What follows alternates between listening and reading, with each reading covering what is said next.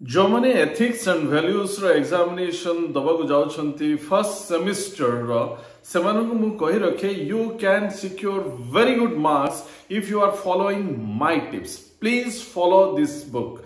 This is the book which is prescribed by state government of Odisha for the students of +3 of Odisha. Some important questions are there at the end of this book. ए बहिरो शेष भाग रे किछि मुख्य प्रश्न गुडिक दिया जायछि.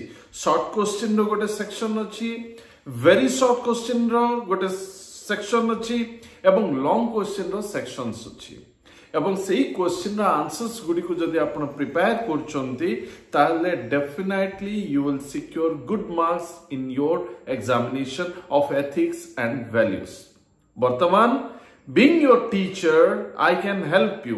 एई बही रे जो very short questions गुडिक अछि से क्वेश्चन रो आंसर्स मु गोटे नोट माध्यम रे ए वीडियो रे एम्बेड करूछि. गोटे क्यूआर कोड आसीबो, से क्यूआर कोड को स्कैन करंतु. से क्यूआर कोड को स्कैन करंतु, you will be taken to the notes section.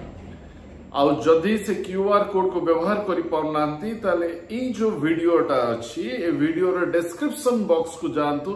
सेठारे P मु लिंक देछि, से लिंक को क्लिक करंतु. You will get a note of all the questions जेमति कि what is the basic aim of education, what type of education is ethics and values. ए सब प्रश्न गुडी कर उत्तर सेठारे हमें वर्णना करछु. धन्यवाद.